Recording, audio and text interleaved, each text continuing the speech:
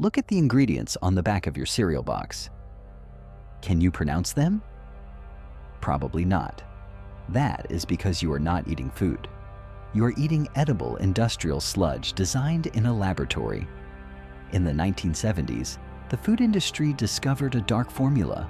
They found that by removing fiber and adding high fructose corn syrup, they could bypass the brain's stop eating signal. They didn't just make the food tastier, they made it biologically addictive. The result? A global health crisis that generates trillions of dollars. But here is the truth they hide. The companies selling you the poison are owned by the same people selling you the cure.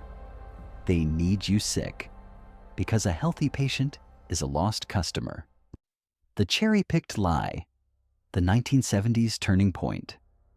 To understand why the entire world suddenly got sick, we have to go back to a specific moment in 1953. A physiologist named Ancel Keys presented a study that would change the course of human history. It was called the 7 Countries Study, and it showed a perfect curve. The more fat people ate, the more they died of heart disease. It looked irrefutable. But there was a problem.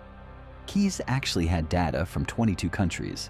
He simply deleted the ones that didn't fit his theory. He ignored France, where they ate butter and cheese, but had low heart disease. He ignored Chile, where they ate almost no fat, but still had heart attacks. He didn't do science, he did marketing. But while Keys was becoming famous, a British professor named John Yudkin found the real culprit: sugar.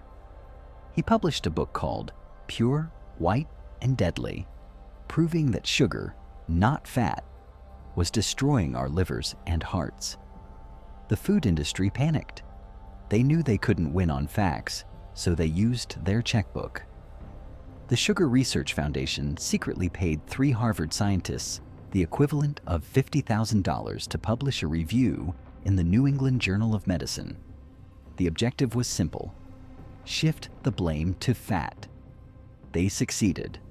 They labeled Yudkin a quack, destroyed his career, and buried his research for 40 years. In 1977, the US government officially bought the lie. The McGovern Report was released, written not by scientists, but by a vegetarian staffer. It told the world to stop eating steak, butter, and eggs, and start eating grains, pasta, and corn. The impact was immediate. The food industry loved it. Why? Because fat is expensive. Corn and sugar are cheap. By removing the fat, the food tasted like cardboard, so they pumped it full of sugar to make it edible. The low-fat label was born. Suddenly, cookies, cereals, and yogurts were labeled heart-healthy, just because they lacked fat, even though they were loaded with poison. We stopped eating the food we evolved to eat, meat, fat, and vegetables, and started eating processed industrial waste designed to spike insulin. And since insulin is the hormone that tells your body to store fat, we created a paradox. We stopped eating fat, but we became fatter than ever. Look at the graph of obesity rates from 1980 to today. It is not a curve. It is a rocket launch. This wasn't an accident. It was a business model, the infinite profit loop. Let's follow the money. When you eat the industrial sludge that the government subsidized, your body breaks down. You develop chronic inflammation, insulin resistance, and eventually metabolic syndrome. The system has successfully converted a healthy human into a medical patient. But here is the genius part of the business model. The system does not want you to die, but it absolutely cannot afford for you to get better. A dead customer pays nothing. A cured customer pays nothing. But a chronically ill customer? That is a subscription model for life. Enter the pharmaceutical industry. When you go to the doctor for your obesity, your high blood pressure, or your diabetes, they don't prescribe a diet of grass-fed meat and vegetables. They prescribe a pill, statins for your heart, metformin for your blood sugar, and now Ozempic for your weight. These drugs do not fix the root cause. They only manage the symptoms. They are software patches for a failing hardware system.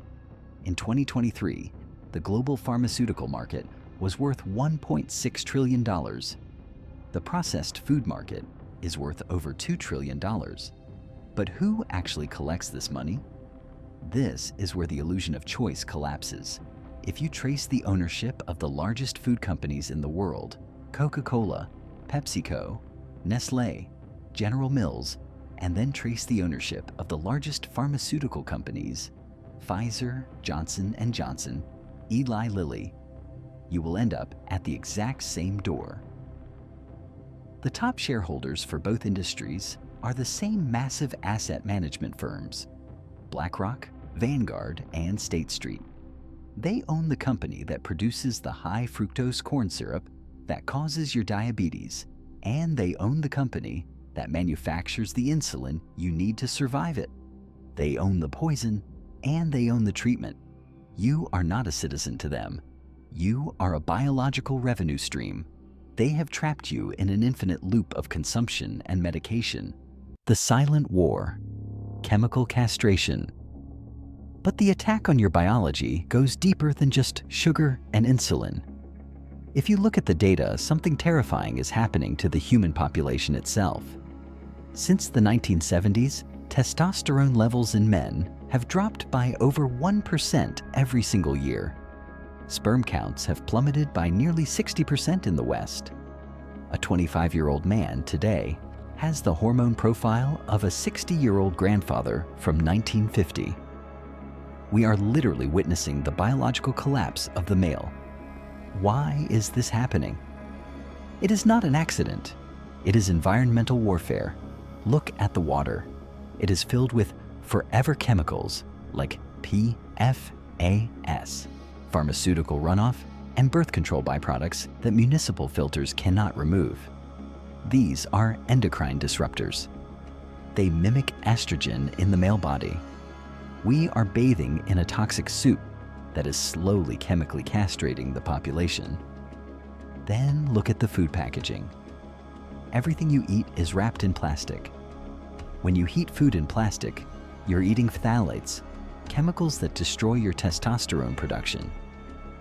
And the crops?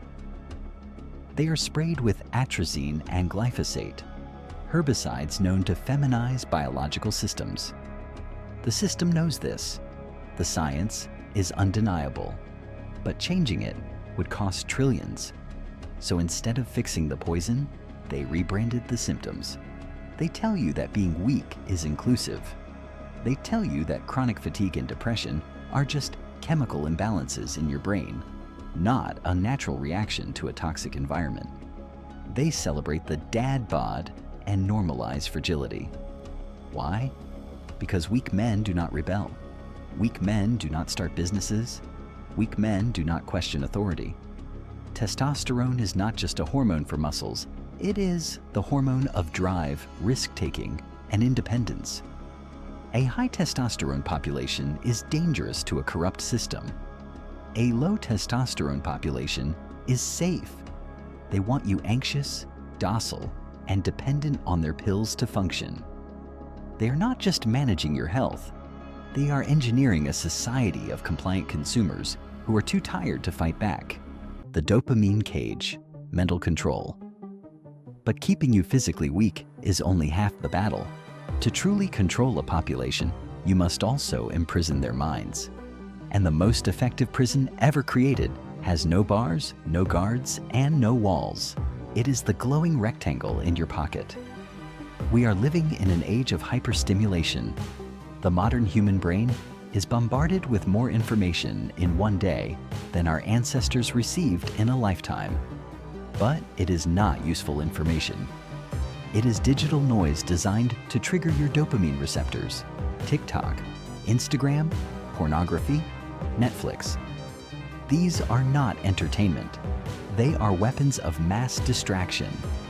Neuroscientists have found that constant scrolling actually shrinks your prefrontal cortex, the part of your brain responsible for focus, long-term planning, and impulse control. They are literally lobotomizing you. one short video at a time. Think about it. Why do you scroll for 3 hours when you know you should be working? It is not because you are lazy. It is because your brain has been hacked. The algorithms are trained on billions of data points to know exactly what keeps you hooked. They give you cheap, unearned dopamine hits that simulate the feeling of achievement. Why go out and conquer the real world when you can get the same chemical reward by watching a 15-second video of someone else living your dream? You are trading your real life for a simulation of life. And do not think this is free. The old saying goes, if the product is free, you are the product. But it is worse than that. You are the raw material. Your attention is being mined, packaged, and sold to the highest bidder. Every second you spend staring at that screen is a second of your life that has been monetized by a corporation that hates you. They are stealing your most valuable asset, time, and selling it back to you as anxiety. This is the Brave New World scenario. In George Orwell's 1984, people were controlled by pain and fear. But in our reality, we are controlled by pleasure. We love our servitude. We defend our distractions. We get anxious when we are disconnected from the matrix. You are not just physically sick from the food. You are mentally obese from the content. You are overfed, yet starving for meaning. And a population that is addicted to screens will never look up long enough to see who is holding the leash. The quiet revolution, the escape. So, how do we escape a trap that is everywhere? How do we fight a war where the battlefield is our own biology? The answer is not to burn down the system. The answer is to make the system irrelevant. You do not need to become a monk in the mountains. You just need to reclaim 3 things: your food, your body, and your attention. Step 1. The rebellion starts in the kitchen. Stop outsourcing your survival to corporations that hate you. If it has a TV commercial, do not eat it. If a 6-year-old cannot pronounce the ingredients, your liver cannot process them. Shop on the perimeter of the grocery store. Meat, eggs, fruit, vegetables. Ignore the center aisles. That is where the poison lives. When you cook a steak in a cast iron skillet, you're not just making dinner. You're committing an act of revolution against a $1 trillion industry that profits from your sickness. Step 2. Reclaim your strength. They want you weak because weak men are easy to control. Refuse that fate.